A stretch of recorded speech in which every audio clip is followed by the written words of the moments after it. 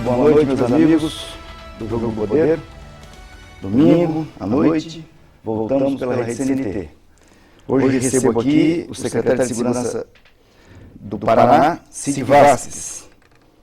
Nascido em São Paulo, mas com um mês já estava no Paraná, adotado pelos paranaenses, mas foi formado pela Faculdade de Direito de Santos.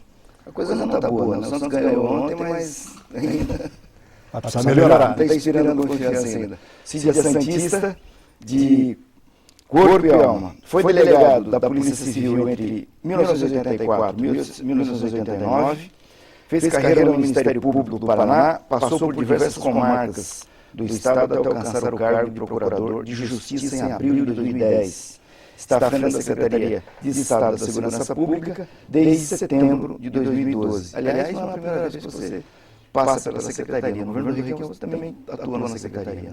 No governo do senador Roberto Requião, eu atuei como coordenador de Corregedoria e Ouvidoria Geral do Estado. Muito bem. Vamos começar já pelo que está mais polêmico, que é o assunto do GAECO. Essa semana, nos últimos 15 dias, esse assunto ficou com a chapa bem quente. Teve manifestações de entidades policiais. Eu também, chegou ao meu conhecimento, eu acabei lendo agora há pouco aquele diálogo que houve na ação judicial que tramita no órgão especial do Tribunal de Justiça, o diálogo que houve entre a procuradora doutora Sâmia e o desembargador Neiva, e que redundou numa representação do Ministério Público contra o desembargador Neiva. Eu li aqui o texto, francamente, acho uma injustiça com o desembargador essa representação, não faz nenhum sentido. Acho que o Ministério Público, nesse aspecto, não foi bem. Em relação ao assunto do GAECO, esse problema começou no começo do governo Beto Richa, se é que a memória não me trai. O Reinaldo de Almeida César, que esteve aqui, foi secretário, parece que andou ouvindo os comandantes da Polícia Civil, da Polícia Militar, e havia, pelo menos pareceu assim, que havia uma intenção de deixar de ceder servidores do GAECO, e veio para a imprensa uma impressão de que o governo Beto Richa queria acabar com o GAECO. Depois, houve a formatação de um decreto. Aliás, essa forma de organização do GAECO não existia, até então era um convênio, né? O decreto é uma aspiração antiga do Ministério Público, que foi atendida pelo governo Beto Richa agora. E aí, parece que é uma dúvida, uma polêmica acerca da interpretação de como é que se procede a indicação desses agentes da polícia, os delegados, Polícia Civil, e os militares que vão atuar no GAECO. O Ministério Público sustenta que o decreto em nenhum momento fala em rodízio, em nenhum momento, aliás, o decreto assegura que quem escolhe, quem é o Ministério Público, de modo que essa polêmica avançou com a sua assunção na Secretaria, onde se estabeleceu o rodízio. Afinal de contas, o que é que está acontecendo? Há uma disposição do governo de acabar com o GAECO, como alguns andaram dizendo, há uma disposição do governo de inviabilizar o trabalho do GAECO, como outros andaram dizendo. O que está acontecendo, afinal de contas? Boa noite, Rocha. Boa noite aos amigos do Jogo do Poder. Essa questão do GAECO necessariamente remete a um tema central, que é a investigação direta pelo Ministério Público. E, a despeito do recado da sociedade por ocasião das manifestações da PEC 37, que queria centrar essas investigações exclusivamente na polícia, e a despeito da minha opinião pessoal, no sentido de que o Ministério Público tem legitimidade para fazer investigação direta, e eu digo isso com muita tranquilidade, porque já fui presidente da Associação Paranaense do Ministério Público e defendi essa bandeira em várias ocasiões. Quando o Ministério Público editou O primeiro ato de controle externo da atividade policial foi na gestão do procurador Marco Antônio Teixeira, do qual eu fazia parte da assessoria de planejamento. Portanto, tive uma participação direta na redação daquele ato normativo. Esse ato foi contestado por um partido político no Supremo. Tivemos a oportunidade de fazer a defesa da investigação direta pelo Ministério Público no Supremo Tribunal Federal, prestando informações. Mas, recentemente, com a assunção do novo Procurador-Geral da República, o Dr. Rodrigo Janot, numa entrevista que ele concedeu à revista Veja, nas páginas amarelas, eu percebi que ele fez a seguinte ponderação: investigação direta pelo Ministério Público, questão ainda pendente de uma definição no âmbito do Supremo Tribunal Federal. Caso o Supremo Tribunal Federal se posicione no sentido positivo, que eu acho que vai ser a tendência do tribunal em função de alguns precedentes que já tivemos a oportunidade de ver, a questão que fica é o que o Ministério Público vai investigar e como ele vai investigar. Porque hoje o Ministério Público, que faz um trabalho primoroso nas suas investigações, ele o faz sem que haja uma disciplina específica para isso. O Ministério Público hoje trabalha com investigações seletivas, à margem de qualquer disciplina específica, e mais um detalhe: com uma ausência nos seus quadros de pessoas habilitadas para desempenhar essa tarefa. O Ministério Público hoje investiga, mas depende exclusivamente da polícia para fazê-lo. Se nós recordarmos um passado não muito recente, quando existia a Promotoria de Investigação Criminal, a PIC, e justamente em função dessa preocupação de que as investigações fossem declaradas nulas no âmbito do Poder Judiciário, no Paraná adotou-se um modelo em que eram chamados delegados para integrar a Promotoria de Investigação Criminal e ali eles chancelavam as investigações. Estava eliminado o problema da investigação direta pelo Ministério Público. A investigação, a rigor, era feita pela polícia. Esse modelo persistiu durante o tempo e passou a incorporação também de policiais militares. E esse é um tema que na comunidade jurídica é, de certa forma, comentado, é, de certa forma, discutido, mas não é enfrentado. A questão da Polícia Militar fazer investigação que é própria da Polícia Judiciária. É possível que aí exista um desvio de finalidade? É. Pois bem, esse sistema vinha funcionando de uma forma praticamente pautada pela informalidade, de uma maneira informal. O membro do Ministério Público do GAECO solicitava diretamente ao comandante da Polícia Militar ou ao delegado-geral da Polícia Civil, um determinado policial.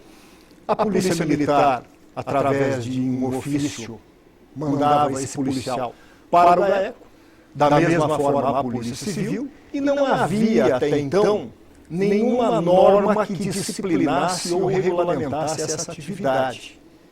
Era uma atividade pautada no informalismo.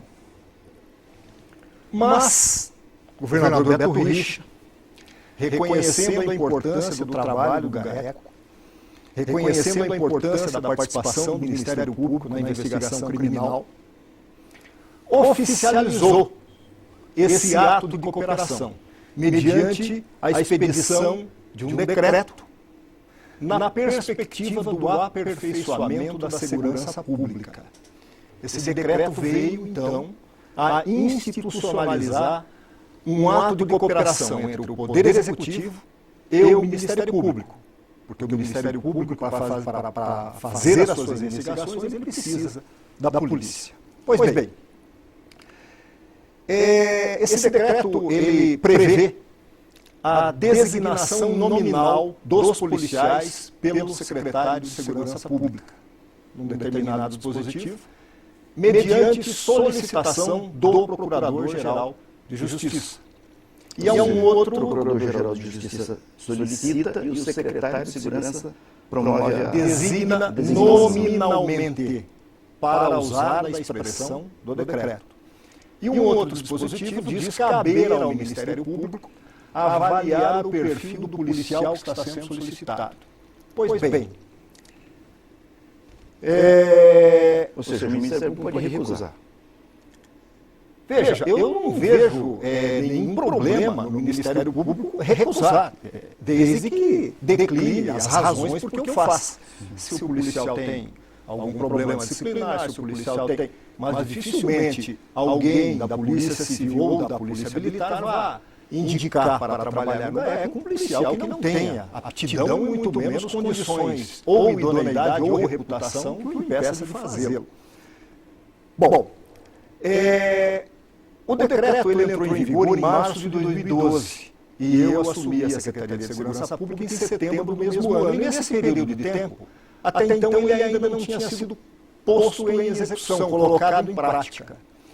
E nas primeiras situações que começaram a surgir, eu já fiz uma consulta à Procuradoria-Geral do Estado, que é o órgão consultivo do Poder Executivo para as questões de ordem jurídica, e a Procuradoria-Geral do Estado, em vários precedentes, em inúmeros procedimentos, tem um entendimento no sentido de que, a rigor, ao Ministério Público cumpre indicar o perfil do policial que ele deseja que vá trabalhar no GAECO. O Ministério Público deve indicar, eu preciso de um policial militar que tenha atribuição, que tenha qualificação para trabalhar na área de comunicações. Eu preciso de um policial militar que tenha qualificação para trabalhar na área de inteligência. Eu preciso de um policial militar que tenha especialização na atividade operacional. A Polícia Militar, por exemplo, ou a Polícia Civil indicaria o nome e o secretário faria a designação nominal do servidor. Eu, como secretário de Segurança, mesmo atuando nesse campo de discricionariedade na questão das designações, eu nunca me opus ao que o Ministério Público fizesse a indicação pessoal, desde que obedecido o princípio da impessoalidade. Porque é preciso que nós tenhamos em conta que um policial que vai para o GAECO, além de adquirir alguma experiência diferente daquela que ele tem na sua corporação de origem, especialmente no que diz ao controle externo da atividade policial, ele recebe um plus em termos de remuneração, ou seja, há uma distinção. E por haver uma distinção, é recomendável, de acordo com os princípios constitucionais, que seja dito o porquê esse policial está sendo escolhido. Então, a partir do momento em que nós começamos a colocar esse decreto em prática, mesmo as indicações do Ministério Público, houve a necessidade também, para obedecer o princípio da impessoalidade, que se indicasse os atributos de cada profissional. Então, essa liberalidade nunca houve problema em relação à indicação de nomes pelo Ministério Público, desde que houvesse a chancela ou do comando da Polícia Militar ou do delegado-geral da Polícia Civil. Bom, vamos lá, entendida essa primeira parte, tem que chamar um intervalo, na sequência você continua desenvolvendo o teu raciocínio. Vamos a um breve intervalo e voltamos em seguida para esclarecer finalmente toda essa questão do GAECO. Daqui a pouco.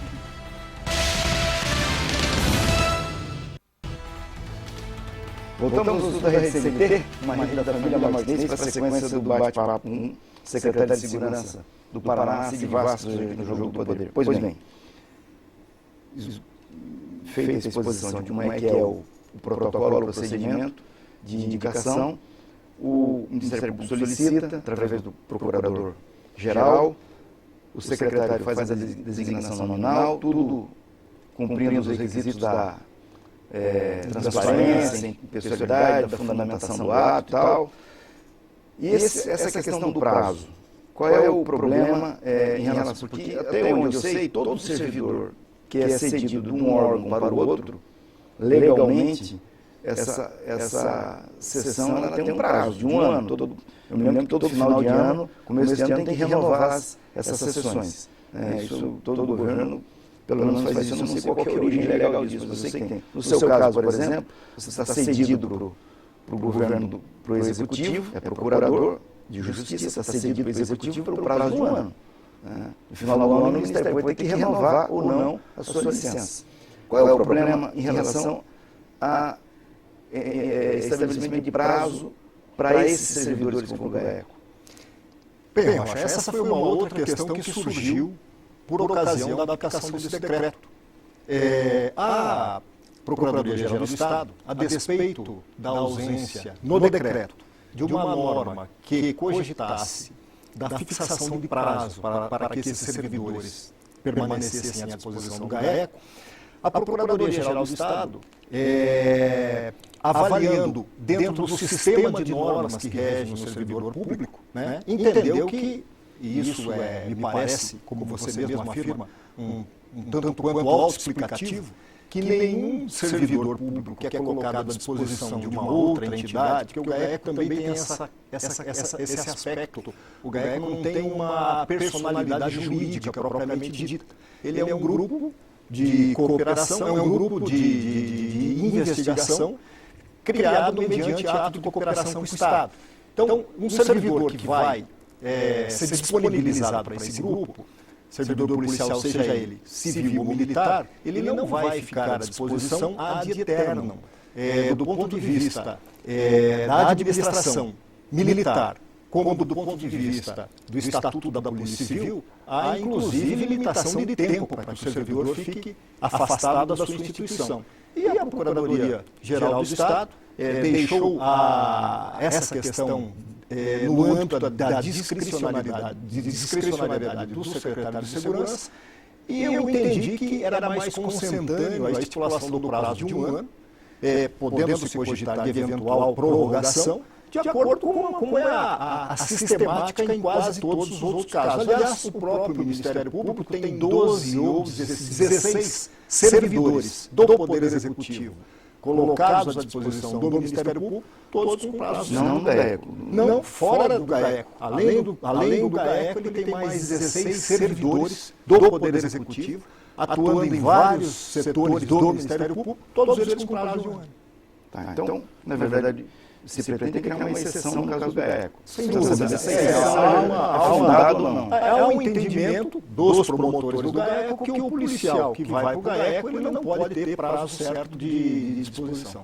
O que, na minha visão, contraria a sistemática da administração pública. Eu tive prazer grande de receber no Jogo do Poder o Dr. Leonil Batiste, que fez aqui um bom bate-papo, uma bela conversa comigo e falou sobre esse assunto. Nós estamos com um vídeo para dar um pouco do contraditório. Vamos ouvir aqui o que ele disse aqui no Jogo do Poder a esse respeito.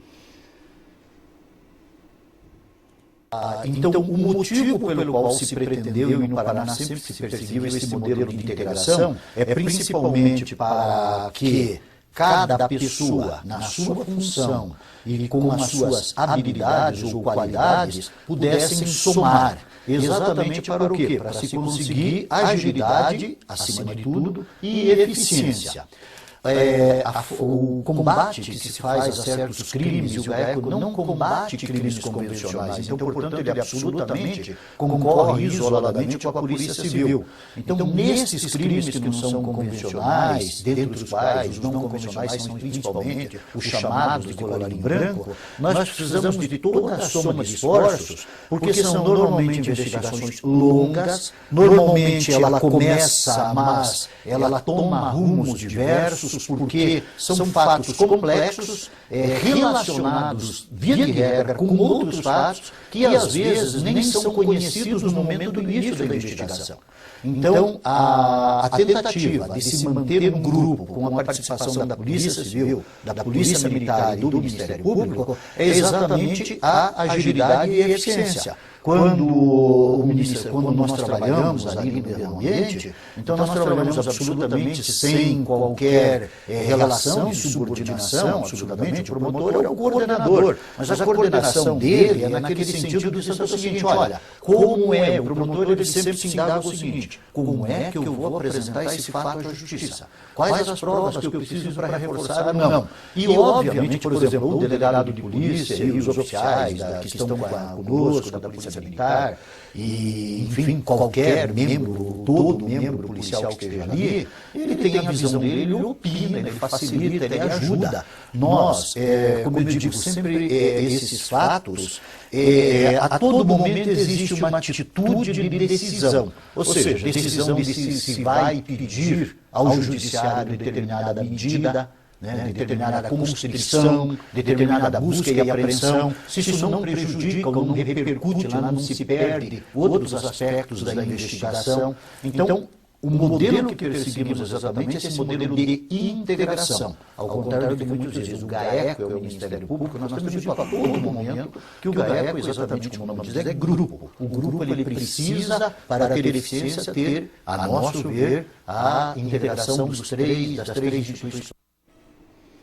Então, na verdade, aparentemente eu sou de fora, não tem nada a ver com essa igreja, fico imaginando que eu estou vendo incompatibilidade entre uma posição e outra. Então, em que medida e por que razão o GAECO solicitou a sua cassação, por exemplo, a revogação da sua licença junto ao Conselho do Ministério Público? Bom, toda essa ginástica de raciocínio que o meu colega Leonir Battisti desenvolveu para tentar explicar o que acontece, dá para ser resumida na seguinte frase: policial que for para o GAECO nunca mais sai. Mas não é assim que funciona no âmbito da administração pública. Por quê?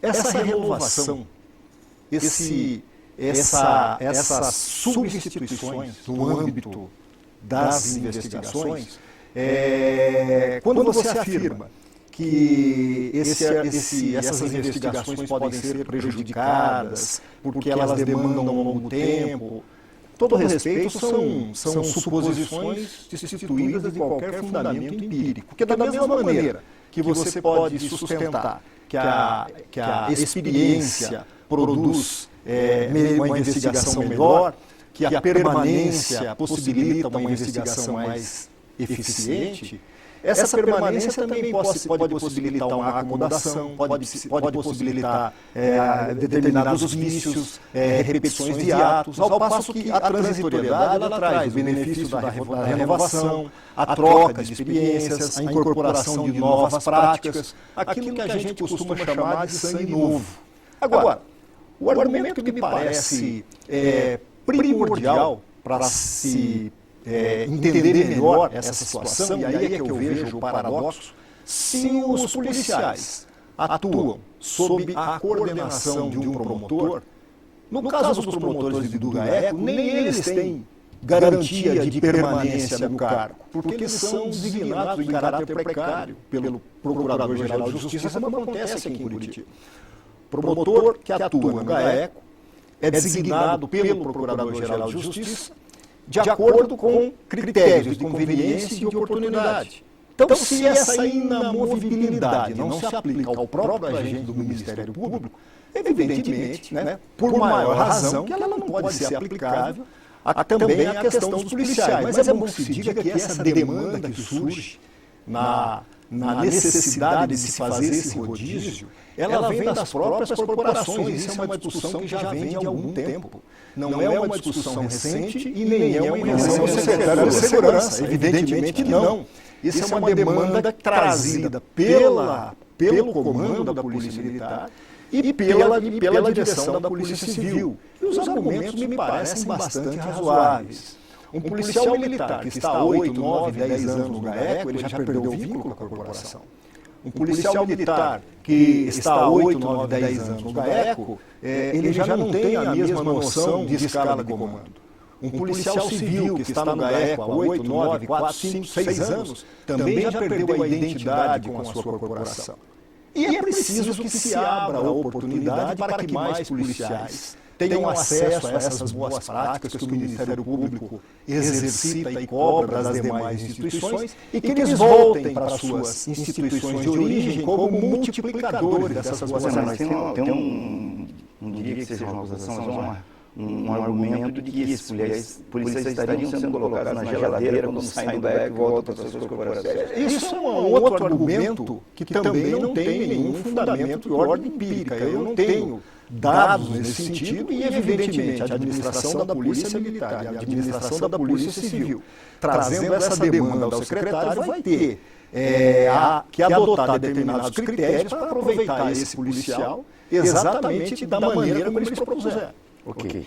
Eu vou ter que chamar mais um intervalo e volto em seguida para a sequência do bate-papo hoje com o secretário de Segurança do Paraná, Civas, hoje no Jogo do Poder.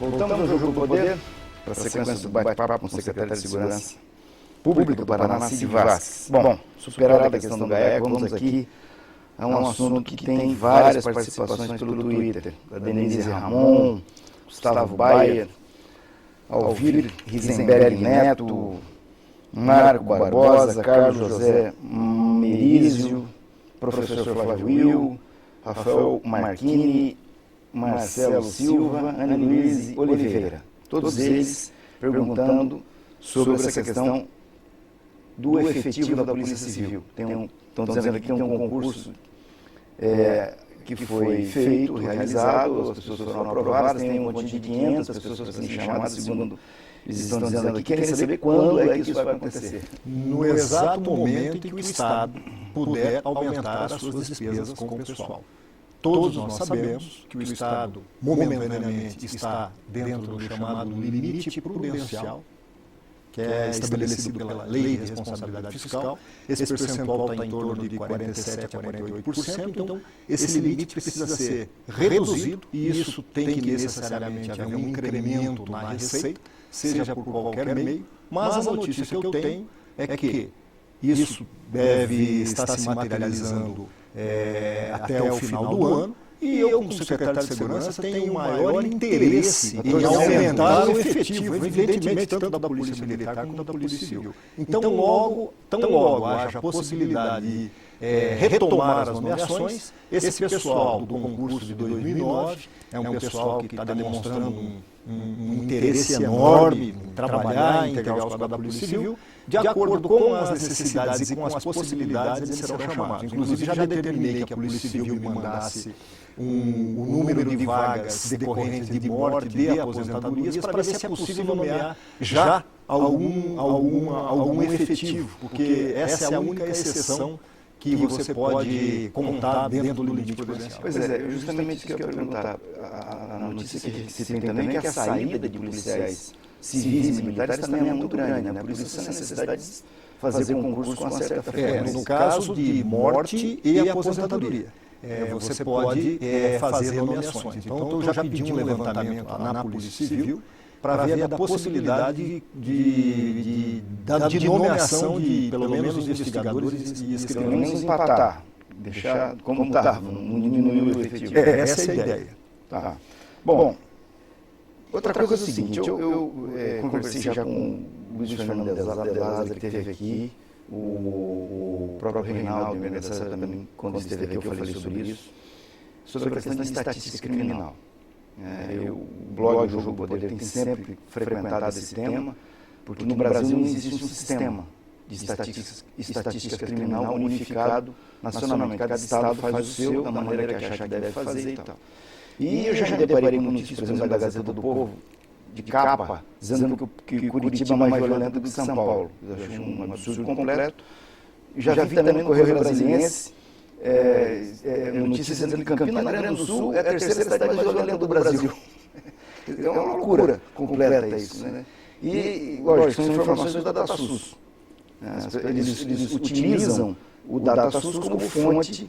É correto fazer isso? Em que ponto nós estamos em termos de estatística criminal se comparados com os outros estados? Bom, como você mesmo disse, é uma realidade. A estatística criminal no Brasil hoje ela é muito diversificada e justamente em função desse problema foi constituída uma comissão temática no Conselho Nacional dos Secretários de Segurança Pública, justamente para tratar da adoção de parâmetros lineares na métrica de segurança. É preciso dizer que a violência no mundo inteiro ela é medida através do número de homicídios em cada região. E por que o homicídio? Porque o homicídio, ele dificilmente vai ser objeto de subnotificação. A partir do momento que tem um crime de homicídio, isso de uma maneira ou de outra vai virar um procedimento formal, diferente da pessoa que tem um objeto subtraído e não faz o registro disso. Então o homicídio é o indicador master, é assim que ele é chamado na métrica de segurança pública. Na Secretaria de Segurança Pública, nós temos lá a Coordenadoria de Análise e Planejamento Estratégico. São policiais civis e militares com formação na área de sociologia, na área de antropologia, na área de história. É um pessoal que tem formação em várias áreas do conhecimento e eles são encarregados de fazer a medição dos crimes no Paraná. No caso do homicídio, com a instituição do boletim de ocorrência unificado, tudo que chega na Polícia Militar e tudo que chega na Polícia Civil é canalizado para um único banco de dados. Então não há possibilidade de uma estatística que implique na ausência de dados mais precisos. Então, o Paraná é dividido, eu até trouxe um mapa ali, se for possível mostrar, a câmera focalizar. O Paraná ele é dividido em 23 áreas integradas de segurança pública. Tá. E a medição da criminalidade é feita justamente em cada região daquela que está ali estabelecida. Então, por exemplo, nós temos lá a primeira área integrada de segurança pública, que é Curitiba. Temos a segunda área integrada de segurança pública, que é São José dos Pinhais e região metropolitana. A terceira, que é a região do litoral, e assim sucessivamente. São áreas integradas por um determinado número de municípios, onde a medição de ocorrências é realizada, para que se possa fazer um melhor planejamento da implementação das políticas de segurança pública. Por quê? Segurança pública você precisa de pessoal, mobilidade policial e de trabalho de investigação e elucidação de crimes. E de acordo com essas zonas mais sensíveis de violência, é que o Estado faz o seu planejamento, tanto na alocação de pessoal, como na demanda por viaturas, de equipamentos, enfim. O Paraná, ele hoje trabalha com dados muito precisos em termos de estatísticas, diferente de alguns estados que levam em conta o número de inquéritos policiais e não de vítimas. E essa matéria, a qual você fez referência da Gazeta do Povo, fez com que eu fizesse uma reunião lá na Secretaria de Segurança Pública com inúmeros jornalistas que também estão se dedicando a esse tema, para que se fizesse um alinhamento, para que ficasse bem claro a todos os jornalistas como é que é feita a métrica da segurança e a transparência com que a gente trabalha com esses dados.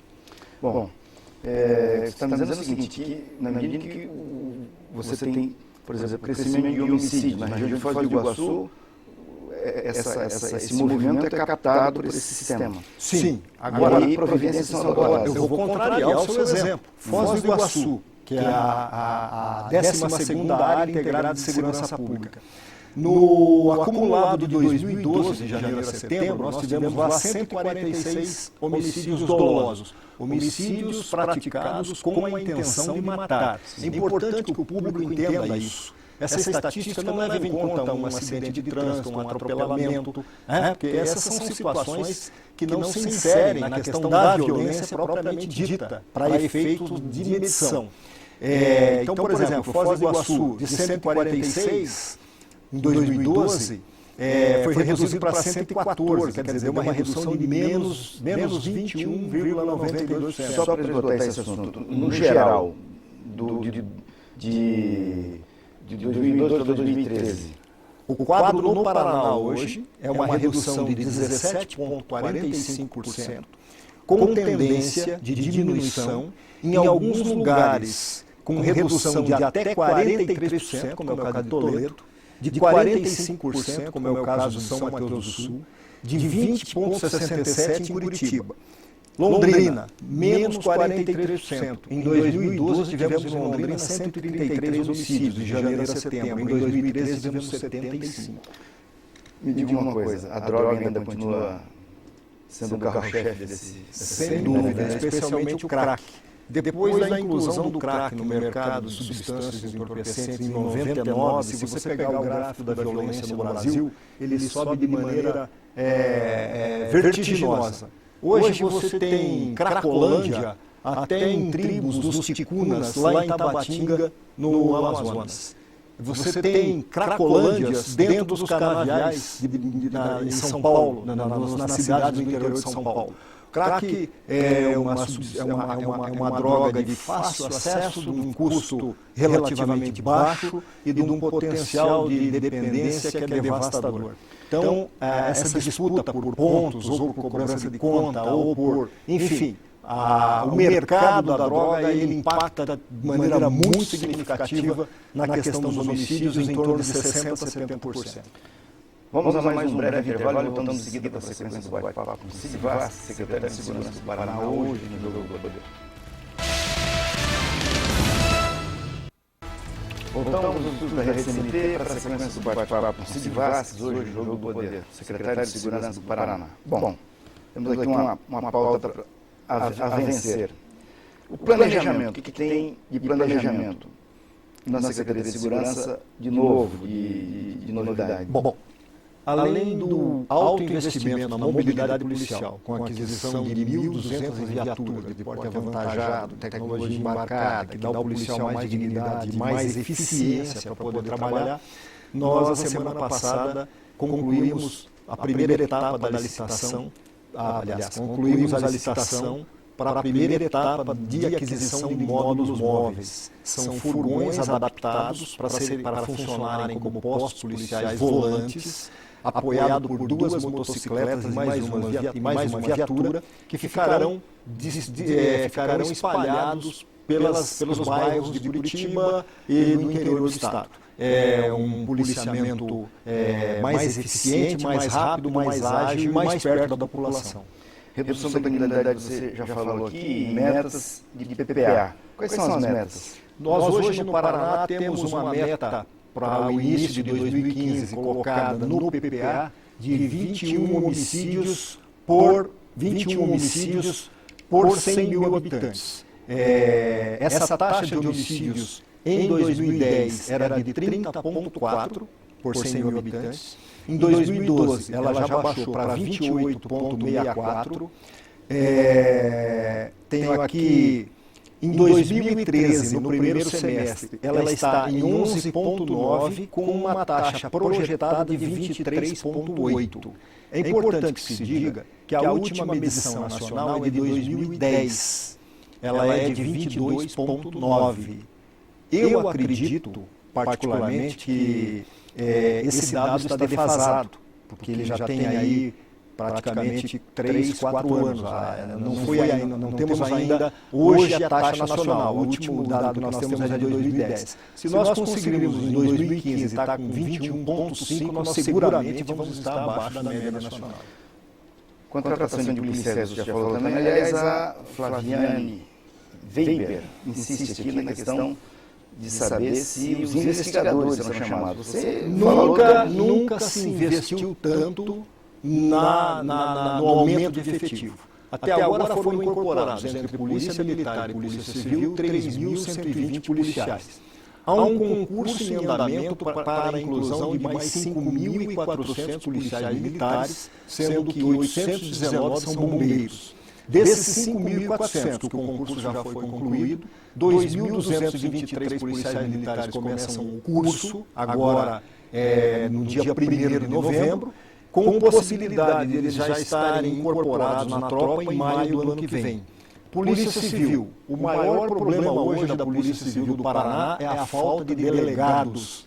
Nós temos 44 comarcas sem delegados de polícia. Estamos promovendo um concurso público para a inclusão de delegados e tão logo haja a possibilidade, vamos procurar incorporar um número maior de investigadores e escrivães.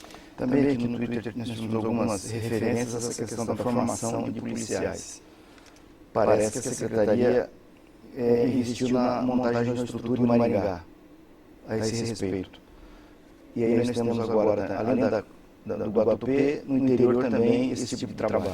A ideia da Polícia Militar e também da Polícia Civil, que já promoveu um curso de investigação em Pato Branco, é no sentido de que esses policiais que estão nessa etapa de formação, eles não têm necessidade de deslocamento. Portanto, a proposta é de que haja interiorização desses cursos para a formação desses policiais. Então, assim, Maringá, Paranavaí já se candidatou a também ter uma escola de formação da Polícia Militar e outros lugares do Estado têm aí manifestado interesse nisso. Esse planejamento envolve também a recomposição da frota de viaturas. Como é que está isso? A questão das viaturas, nós, no final do ano passado, conseguimos adquirir 1.220 viaturas. A frota, a última grande aquisição que se tem notícia, se não me engano, data do ano de 2007, 2008, uma viatura policial na sua operação diária, ela tem um tempo estimado de 2 anos de duração, então a frota estava num nível de precariedade muito grande, e com a aquisição dessas novas viaturas estamos conseguindo recompor a frota e com mais alguns veículos que pretendemos adquirir até o final do ano. Nós não queremos deixar o Paraná sem nenhum município. Nós queremos que o Paraná tenha viaturas em todos os municípios do estado. São essas delegacias cidadãs em Fazenda Rio Grande, Araucária, Pinhais, Colombo, São Lourenço, Sítio Cercado, Tarumã, Guaratuba e Matinhos. São delegacias com uma proposta diferente de atendimento. Ela tem espaços para o atendimento das vítimas em separado, dependendo do tamanho da cidade, espaço para assistência social, para psicólogo, vai se evitar o contato da vítima e do agressor. Elas não vão ter cadeias, elas terão lá uma carceragem provisória. Então temos aí 14 delegacias cidadãs já com projeto ou na fase de aprovação ou na fase de licitação. Curitiba, Tarumã, São Lourenço, Sítio Cercado. Na região metropolitana são 5, Almirante Tamandaré e Colombo, Araucária, Fazenda Rio Grande e Pinhais, já em fase de licitação da obra. No litoral, Guaratuba e Matinhos. Guaratuba estamos fazendo a aprovação do projeto e Matinhos, licitação. No interior, 2, Ivaiporã, Laranjeiras do Sul. Estamos fazendo a implantação do projeto no terreno. Essas delegacias vão ser construídas com recursos do FUNESP. Algumas que é o Fundo Estadual de Segurança Pública, que nós colocamos em prática, colocamos para funcionar tão logo assumir a Secretaria de Segurança. Temos outras 5 delegacias cidadãs que serão edificadas com recursos de outras fontes. Londrina e Maringá, já está sendo feita a implantação do projeto no terreno. Ponta Grossa, São José dos Pinhais e Paranaguá, os terrenos já estão sendo regularizados. E temos outras 30 unidades no estado com os terrenos já regularizados ou em fase de regularização. Essas delegacias, elas estão aguardando ainda a previsão de recursos. 1 minuto e meio, aproximadamente. Instalação de 14 unidades do Paraná Seguro. Isso vai acontecer? Já aconteceu. Nós temos 10 unidades do Paraná Seguro na capital, temos mais uma unidade do Paraná Seguro em São José dos Pinhais e mais uma unidade do Paraná Seguro em Colombo, região metropolitana. São 12. Uma em Londrina, 13, outra em Cascavel, 14. É uma proposta de polícia comunitária, onde o policial fica fixado em determinado ponto, previamente escolhido de acordo com as estatísticas de violência. Esse policial ele vai se integrar à comunidade a que serve, ele vai passar a ser conhecido pelo nome, ele vai estabelecer uma relação de confiança com a comunidade de modo que a população se torne uma parceira desse policial. Enfim, é uma filosofia moderna de polícia comunitária, de polícia de aproximação, polícia de interatividade e que tem obtido resultados altamente satisfatórios. O governador Beto Richa elegeu a segurança pública como uma de suas prioridades. E essas unidades do Paraná Seguro, elas têm sido um fator preponderante na redução dessa criminalidade da qual acabamos de falar. Cid Vasques, foi um prazer recebê-lo. O prazer foi meu, Roger, estamos à disposição. Vamos conversando mais. Eu queria ter falado aqui da transferência de presos, vamos fazer um outro programa para falar disso. E a todos que estiveram comigo até agora, um grande abraço, uma grande semana. Vamos falando do www.jogodopoder.com.br e até o próximo domingo para mais um Jogo do Poder. Um grande abração e uma grande semana a todos.